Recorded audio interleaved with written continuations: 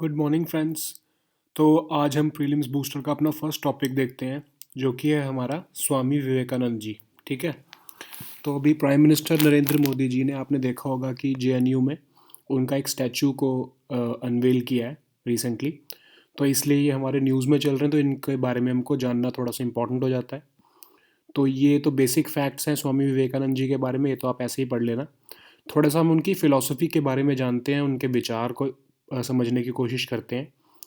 अब उनके जो वेदांता की फ़िलॉसफ़ी है, वो हमारे जो हिंदुइज़्म में उपनिषद होते हैं, उसके बेसिस पे वो फ़िलॉसफ़ी डेवलप हुई है। वो कहते हैं कि जो ब्रह्मांड है पूरा, वही असली रियलिटी है। ठीक है। बाकी जो हम अपनी अर्थ पे देख रहे हैं, आप, मैं, हम सब सिर्फ इल्यूजन है, डिल्यूजन है। ये हम रियल में एग्जिस्ट नहीं करते। असली रियलिटी पूरा ब्रह्मांड है। और ब्रह्मांड क्या है, एक तरह से ये फिलॉसफी कहाँ से ली गई है, हमारी भागवत गीता से, जिसमें कृष्ण भगवान अपने आप को कहते हैं कि वो ब्रह्मांड है और बाकी सब कुछ उन्हीं का पार्ट है। हम सब अर्थ, हमारा पूरा यूनिवर्स उन्हीं का पार्ट है। और हम सब जो हैं वो, हमारी इंडिपेंडेंट एग्जिस्टेंस कुछ नहीं है। हम सब सिर्फ उसी ब्रह्मांड का पार्ट हैं। ठीक है। अब ये वेदांत फिलॉसफी कह रही है कि वेदा जो हैं वो अल्टीमेट सोर्स ऑफ इंफॉर्मेशन है और उनकी अथॉरिटी को चैलेंज नहीं किया जा सकता। ठीक है। अब ये थोड़े से हमारे लिए क्वेश्चनेबल आ जाता है कि ये थोड़ा सा कुछ लोगों को एग्री नहीं करते इस फिलॉसफी के इस पॉइंट से। ठीक है। अब वो कह रहे हैं कि हमें पाथ ऑफ नॉलेज सीख करना है, सेक्रीफाइस नहीं करना। ठीक है। हमें एक्टिविटी की तरफ मूव करना है, हमें एक्टिवली हमें ये नॉलेज गेन करनी है ब्रह्मांड के बारे में। हमें ये नहीं करना कि हम सब कुछ छोड़ दें, हम सेक्रीफाइस कर दें अपना, और उसके थ्रू हमें लिबरेशन या फिर हमारी जो मोक्ष है, हमें नॉलेज सीख करके मोक्ष को प्राप्त करना है। सब कुछ त्याग करके मोक्ष को प्राप्त नहीं करना है। ठीक है। ये स्वामी विवेकानंद जी मानते हैं। ठीक है। अब वो कहते हैं कि ये अद्वैता की फ़िलॉसफ़ी है, वो भी यही है। ब्रह्मांड के ऊपर ये नॉलेज, ये ब्रह्मांड की ही फ़िलॉसफ़ी है कि जो मैन और गॉड जो है, उनकी मैन की इंडिपेंडेंट एग्जिस्टेंस नहीं है, वो गॉड का ही पार्ट है। जो हमारी भगवत गीता भी यही बोलती है कि कृष्ण भगवान कहते हैं कि मैं ही सब कुछ हूँ और तुम जो इंसान हो वो सब मेरा ही पार्ट हो। तो हमारी इंडिपेंडेंट एग्जिस्टेंस कुछ नहीं है।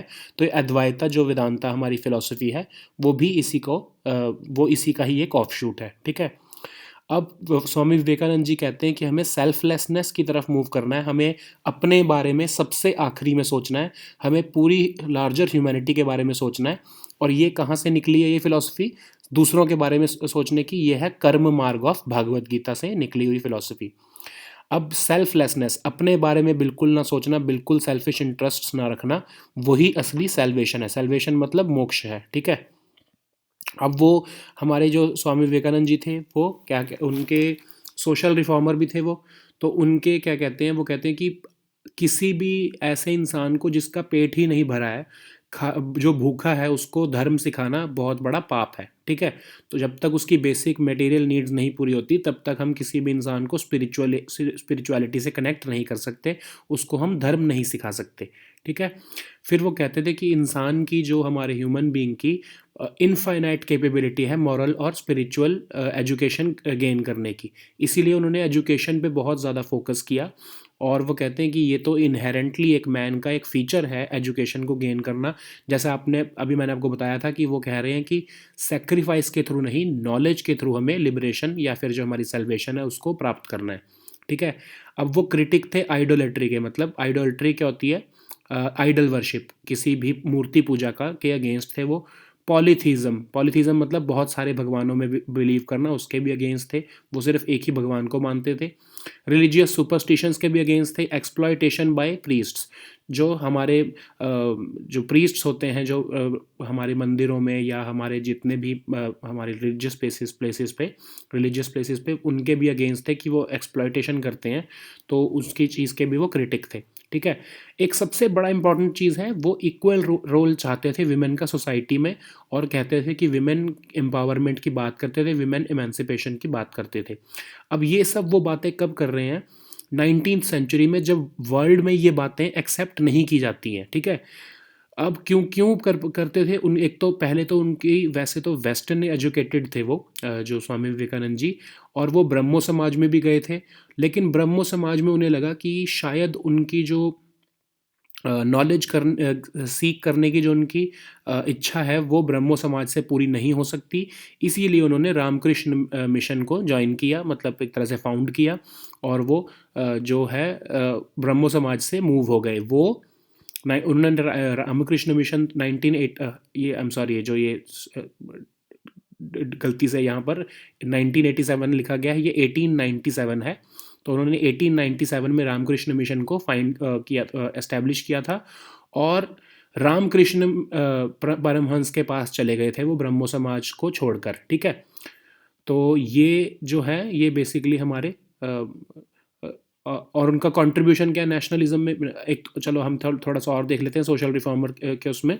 एक तो विमेन की बात आपको बता दी मैंने, और वो कहते थे कि हमें कॉन्फ्लुएंस करना है स्पिरिचुअलिज्म जो हमारे ईस्ट का, मतलब इंडिया से जो स्पिरिचुअलिज्म निकल रहा है और जो वेस्टर्न कंट्रीज़ में मटेरियलिज्म है, उन दोनों का मिक्सचर होना चाहिए। कोई भी ऐसा नहीं होना चाहिए कि सिर्फ स्पिरिचुअलिज्म की तरफ ही मूव करते रहो या फिर सिर्फ मटेरियलिज्म की तरफ मूव करते रहो। वो दोनों का एक हेल्दी अमेलगमेशन चाहते थे। तो वो कहते थे कि एक ह्यूमन बीइंग को ये दोनों चीज़ें ही इंपॉर्टेंट है। अब नेशनलिज्म में उनका कंट्रीब्यूशन क्या है कि उन्होंने हमारे हिंदू सेल्फ प्राइड और कल्चरल नेशनलिज्म को जगाने की कोशिश की। अब आपको ये याद रखना है कि ये कॉम्युनल नेशनलिज्म नहीं है, वो हिंदुइज्म की बात नहीं कर रहे हैं। वो ये नहीं कह रहे हैं कि ये देश जो है वो सिर्फ हिंदुइज्म को जो फॉलो करते हैं उन्हीं के लिए बिलोंग करता है। वो बहुत ही सेक्युलर थे। उन्होंने कल्चरल नेशनलिज्म किस कंटेक्स्ट में बोला कि इंडियन सब कॉन्टिनेंट में जितने भी लोग रहते हैं, irrespective of their religion, they are Indians, ठीक है। तो वो सेल्फ प्राइड, वो कहते थे कि हमारे जो इंडियन जो लोग हैं उनको सेल्फ प्राइड की तरफ, अपने पुराने जो एंशियंट ग्लोरी है उसको रिवाइव करने की ज़रूरत है, ठीक है।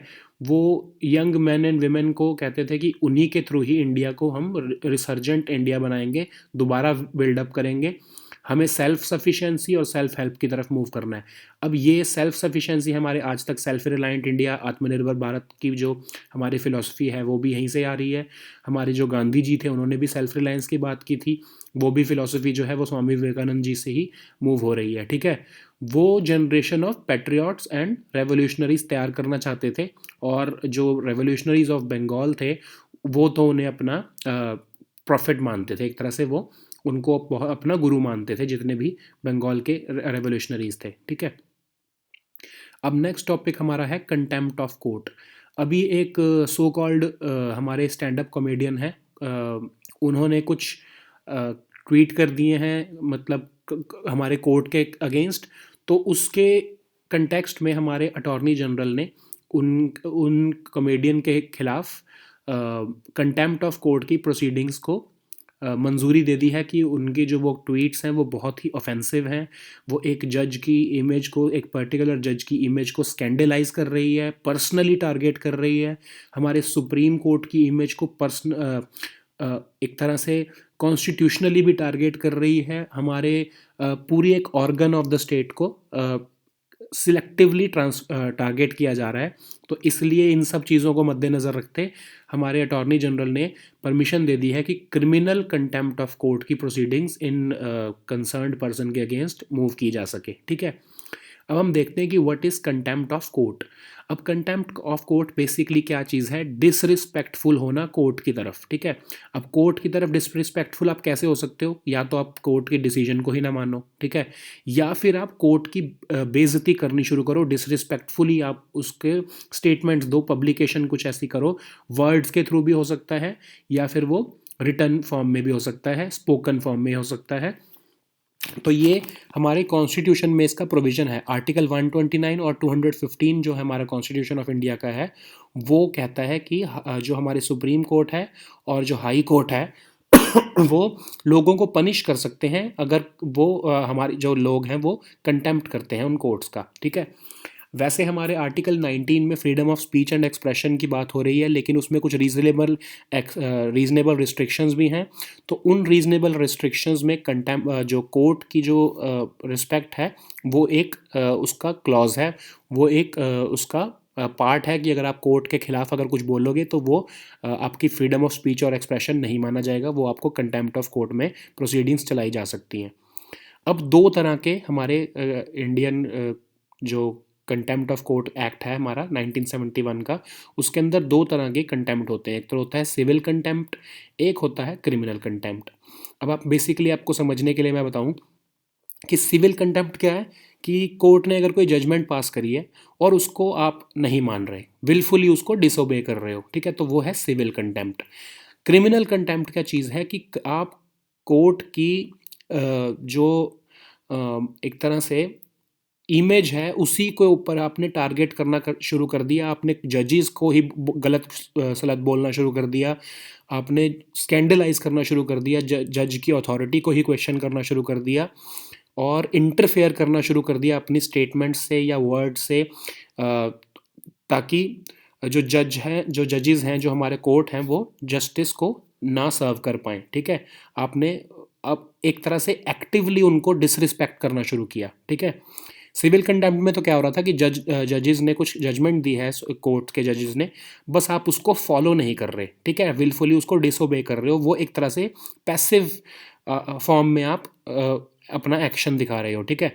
लेकिन क्रिमिनल कंटेम्प्ट में आप एक्टिवली जानबूझकर आप डिसोबे नहीं कर रहे हो आप, बल्कि उनको बदनाम कर रहे हो, उनके क्वेश्चन करना शुरू कर दिया आपने, तो वो क्रिमिनल कंटेम्प्ट है, वो ज़्यादा सीरियस चीज़ है, ठीक है। तो जो ये हमारे कंसर्न्ड इंडिविजुअल है, हमारे जो ये so called stand up comedian है, इन्होंने जानबूझकर क्रिमिनल कंटेम्प्ट की ये इन्होंने स्कैंडलाइज किया है हमारे उन कंसर्न जज को, इसीलिए इनके ऊपर क्रिमिनल कंटेम्प्ट की प्रोसीडिंग्स चल रही हैं, चलने के लिए इजाज़त दी गई है। अब आप ये सोच रहे होगे कि अटॉर्नी जनरल जो है उन्होंने प्रोसीडिंग्स के लिए कंसेंट क्यों दिया है, क्या ज़रूरत है उनको अटॉर्नी जनरल को, ये तो जो हमारे कोर्ट्स हैं ये खुद डिसाइड कर सकते हैं। लेकिन हमारे जो ये कंटेम्प्ट ऑफ कोर्ट एक्ट है उसके अंदर जो हमारी क्रिमिनल कंटेम्प्ट है, क्रिमिनल कंटेम्प्ट का जो हमारा प्रोसीजर है वो बिना अटॉर्नी जनरल की कंसेंट के मूव नहीं कर सकते उसको, ठीक है। तो इसलिए क्योंकि ये क्रिमिनल कंटेम्प्ट का केस बन रहा है, तो इसमें सबसेक्शन 1 ऑफ सेक्शन 15 जो ये एक्ट का है, इसमें कंसेंट ऑफ अटॉर्नी जनरल चाहिए होता है, ठीक है। अब ये कंटेम्प्ट ऑफ कोर्ट के अंदर कुछ बेसिकली ये केस हैं, ये आप ऐसे ही पढ़ लेना, कुछ इसमें ऐसा खास नहीं है। ये कुछ आपको फर्दर पॉइंट्स मिल जाएंगे जो आप अपने आंसर में लिख सकते हो, ये केसेस भी आप याद रख सकते हो, तो ये आप पढ़ लेना इसको। कंटेम्प्ट ऑफ कोर्ट के अंदर आपको थोड़े से जो ये डेटा मैंने आपको डाल दिया है इसमें, ये पढ़ लेना ज़रूर, ठीक है। तब तक हम नेक्स्ट टॉपिक देखते हैं, वो है INS Kalwari class attack submarine. अब ये INS कलवारी एक हमारे प्रोजेक्ट 75 जो सबमरीन बनाने का हमारा प्रोजेक्ट था, जो हमारा कारगिल वॉर के बाद हमने प्रोजेक्ट 75 और प्रोजेक्ट 75 आए ये शुरू किया था। तो उसमें जो प्रोजेक्ट 75 है उसका पार्ट है INS कलवारी की, एक तरह से हमने 6 सबमरीन्स बनानी थी। तो उसमें से जो सबसे पहली सबमरीन है वो INS कलवारी थी, तो उसी के नाम पर ये जो ये पूरा प्रोजेक्ट है इसका नाम रख दिया गया। तो उसमें जो 6 सबमरीन में जो 5th सबमरीन है INS वगीर, उसको भी रिसेंटली मसगांव डॉक्स में मुंबई में उसको लॉन्च किया गया है, ठीक है। अब याद रखो लॉन्च किया गया, उसको अभी कमीशन नहीं किया है हमारी इंडियन नेवी ने, ठीक है। लॉन्च का मतलब क्या होता है कि उसको उतार दिया पानी में, अभी उसको नेवी ने एक्सेप्ट करना है, जब नेवी उसको एक्सेप्ट कर लेगी तो उसको कमीशन करना कहते हैं, ठीक है। अभी उसको लॉन्च किया है, उसके ट्रायल्स होंगे, उसके बाद जाके कमीशन करेगी उसको इंडियन नेवी हमारी, ठीक है। तो वागीर जो है वो 5th जो कलवारी क्लास सबमरीन्स की 5th ऐसी सबमरीन है। उससे पहले जब सबसे पहली जो होती है उसी के नाम पे बेसिकली रख लिया जाता है नाम इन क्लास सबमरीन्स का। तो INS कलवारी फर्स्ट थी ये, तो इसी के नाम पर INS Kalwari class attack submarine सबका नाम रख दिया गया, ठीक है। अब उसके अंदर कौन कौन सी सबमरीन्स हैं, INS कलवारी फर्स्ट सबमरीन थी, फिर दूसरी खंदेरी थी, फिर कारांज, फिर वेला, फिर वागशीर जो ये लास्ट है, वागशीर जो लास्ट है, जो 5th हमारी है वो वागीर है। तो ऑलमोस्ट बाकी सारी तो हो चुकी हैं, कमीशन भी हो चुकी हैं, और बाकी सब कईयों के सी ट्रायल्स चल रहे हैं। वागीर को अभी लॉन्च किया गया है, जो लास्ट वाली हमारी वागशीर है वो अभी अंडर कंस्ट्रक्शन है। तो अगर आपको क्वेश्चन में ये पूछा जाता है कि INS कलवारी जो है वो कंप्लीट हो चुका है, हमारा प्रोजेक्ट 75 के अंदर जो INS Kalwari range of attack submarines थी वो कंप्लीट हो चुका है, वो अभी नहीं हुआ है क्योंकि अभी लास्ट वाली जो है वो भी अंडर कंस्ट्रक्शन है, ठीक है। जैसा मैंने आपको बताया कि generally, not every time but generally क्या करते हैं कि जो फर्स्ट सबमरीन होती है उसी के नाम पे इस पूरे प्रोजेक्ट का नाम रख देते हैं। तो जैसे फर्स्ट में हमारी आईएनएस कलवारी थी, तो उसी के ऊपर ये पूरा नाम रख दिया गया, आईएनएस कलवारी अटैक सबमरीन्स। ठीक है। अब ये बेसिकली इनका नाम कहाँ से आया है, ये पहले भी एक तरह से आईएनएस कलवारी की जो ये पूरी रेंज है सबमरीन्स की, ये पहले भी हमारे इंडियन नेवी में थी, लेकिन ये डीकमीशन कर दी गई क्योंकि बहुत पुरानी हो गई थी। तो अब दोबारा जब ये स्कॉर्पियन क्लास सबमरीन्स आ रही हैं फ्रेंच मॉडल पर, फ्रेंच डिज़ाइन पर, तो इनको सिमिलर वही नाम दिए गए हैं। ठीक है। ये वाली जो पुरानी वाली सबमरीन्स थी वो सोवियत ओरिजिन की फॉक्सट्रॉट क्लास ऑफ वेसल्स थे। अब जो हमारी मॉडर्न ये वाली जो आईएनएस कलावरी जो मॉडर्न बन रही हैं, ये सारी फ्रेंच जो हैं स्कॉर्पियन क्लास सबमरीन्स हैं। ठीक है। तो पहली वाली सोवियत थी, मतलब रशियन ओरिजिन की थी, और जो अभी वाली है वो हमारी फ्रेंच ओरिजिन की हैं, डिज़ाइन उनके। ठीक है। तो नेमिंग ऑफ वेसल्स आपसे मैंने को बताया कि पहला जो बेसिकली जो भी शिप्स या सबमरीन्स जो सिमिलर से जिनका पर्पस होता है डिस्प्लेसमेंट, मतलब वो पानी कितना डिस्प्लेस कर सकती हैं, उनके वेट कितना है, और उनका फंक्शन कैसे अगर सेम होता है तो उनका बेसिकली सेम ही नाम रख दिया जाता है। ठीक है। अब ये क्लास फर्स्ट वेसल के नाम पर ये पूरी कैटेगरी रख दी जाती है। अब कलवारी का नाम क्या है, का मतलब क्या है, टाइगर शार्क। अब जो रिसेंटली अभी वागीर जो फिफ्थ हमारी जो शिप जो सबमरीन है जो अभी लॉन्च हुई है, उसका वो है सैंड फिश। ठीक है। अब थोड़ी सी टेक्निकल डिटेल्स देख लेते हैं। जैसा मैंने आपको बताया कि ये स्कॉर्पियन क्लास ऑफ सबमरीन्स हैं। फ्रेंच डिफेंस कंपनी जो हमारी थी, नेवल ग्रुप जो डीसीएनएस, उन्होंने बनाया था, और Spanish owned British Spanish state owned entity नवांशिया, इन्होंने ये बेसिकली ये बनाया था जो हमारा डिज़ाइन इसका, तो उसी को ही हम आगे आगे चला रहे हैं। ठीक है। इसके बहुत सारे फंक्शंस हैं। ये नेवल कॉम्बैट में anti worship, anti submarine operations कर सकती हैं, इंटेलिजेंस गैदरिंग, सर्वेलेंस में बहुत काम आएंगी, नेवल माइन लेइंग में बहुत काम आएंगी। एक बहुत इंपॉर्टेंट इसकी एक चीज़ है कि जो अभी मॉडर्न वेरिएंट्स हमारी जो स्कॉर्पियन क्लास सबमरीन्स बन रही हैं, उसमें एयर इंडिपेंडेंट प्रोपल्शन सिस्टम है। उसमें क्या होता है कि जो सबमरीन का आपको मतलब पता होगा ना कि पानी के अंदर वो अंदर रहती हैं, वो ऊपर नहीं आती। तो जो एयर इंडिपेंडेंट प्रोपल्शन मतलब क्या हुआ कि वो पानी के अंदर बहुत लंबे टाइम तक रह सकती हैं, उनको ऊपर आने की ज़्यादा जल्दी ज़रूरत नहीं पड़ती। ठीक है। तो हमारा डीआरडीओ भी ऐसे ही काम कर रहा है कि वो fuel cell based AIP system अपना डेवलप कर ले, ताकि जितने भी इंडिया की सबमरीन्स आगे बनेंगी वो बहुत लंबे टाइम तक पानी में रह सके। ठीक है। अब नेक्स्ट हमारा टॉपिक है गुजरात मैरीटाइम क्लस्टर। अब बेसिकली मैरीटाइम क्लस्टर क्या होता है कि जहाँ एक एरिया, जहाँ पर सारी जो मैरीटाइम जो फर्म्स हैं, बिजनेसेस हैं, इंस्टीट्यूशंस हैं, गवर्नमेंट की कुछ ऐसी एजेंसीज हैं, वो सारी एक ही जगह पर लोकेटेड हों, ताकि जो मैरीटाइम बिजनेस है, जो हमारा ये शिप्स वगैरह का बिजनेस है, जो ये पोर्ट का बिजनेस है, जो शिपिंग बिजनेस है, वो एक तरह से स्मूथली चल पाए। ठीक है। ऐसा ना हो कि अगर कोई बिजनेस चलाना चाहता है उसको उस एरिया से दूर जाके कहीं रेगुलेशन अपनी गवर्नमेंट की ऑफिस में जाना पड़ रहा हो, या उसको रॉ मटेरियल के लिए या उसको शिप के रिपेयर वगैरह के लिए दूर जाना पड़ रहा हो, उसको एक तरह से वो क्लस्टर मिल जाए, वो पूरा एरिया ही आसपास उसको मिल जाए, ताकि उसका सारा काम आसानी से हो सके। तो ये agglomeration of firms, institutions and business है मैरीटाइम सेक्टर का, जो कि जोग्राफिकली क्लोजली लोकेटेड होता है, आसपास आसपास ही लोकेटेड होता है। तो इंडिया में पहली बार ये अब गुजरात में बन रहा है, गिफ्ट सिटी में। ठीक है। ये रॉटरडैम, मतलब रॉटरडैम कहाँ पे है, नीदरलैंड्स। तो नीदरलैंड्स, सिंगापुर, हांगकांग, ओस्लो, ये नॉर्वे वगैरह में, चाइना वगैरह में और लंदन वगैरह में ये एक ट्रेंड है कि वो मैरीटाइम क्लस्टर बना देते हैं, कि ये सारे जो बिजनेसेस हैं जो मैरीटाइम बिजनेस सेक्टर के, वो एक ही जोग्राफिकल एरिया में अच्छे तरीके से चल सकें। ठीक है। तो ये बनाने की क्यों ज़रूरत पड़ी कि अभी जो हमारी प्राइवेट कंपनीज थी, जैसे हमारे अदानी ग्रुप थे जो और फिर ये बिरला ग्रुप वगैरह, आदित्य बिरला ग्रुप वगैरह, उनको बड़ी मुश्किल आ रही थी। वो जब गुजरात में उन्होंने अपना बिज़नेस लगाया था, तो उनको लग रहा था कि हमें शिपिंग मिनिस्ट्री से अगर कुछ, डायरेक्टर जनरल ऑफ शिपिंग से अगर कुछ परमिशन लेने जाना पड़े तो हमको बहुत दूर जाना पड़ता है, मुंबई जाना पड़ता है, दिल्ली जाना पड़ता है। तो अगर वो सब कुछ पास में ही होता तो उनका बिज़नेस अच्छे तरीके से चल सकता था। तो इसीलिए अब ये मैरीटाइम क्लस्टर वहाँ पर बना दिया गया है। तो सबसे पहले तो इनका टारगेट है कि वो गुजरात बेस्ड जितनी शिपिंग कंपनीज़ हैं वो उनको उस जगह पर बसा दें। ठीक है। जब वो बस जाएंगी, फिर वो बाकी जो इंडियन शिप ओनर्स हैं, शिप ऑपरेटर्स हैं, उन सबको वहाँ पर बसाने की कोशिश करेंगे। जब ये सब अच्छे तरीके से एक तरह से पूरा इकोसिस्टम चलना शुरू हो जाएगा, फिर वो फॉरेन कंपनीज़ को भी अट्रैक्ट करना शुरू करेंगे कि आप भी उस मैरीटाइम क्लस्टर का पार्ट बनो, ठीक है।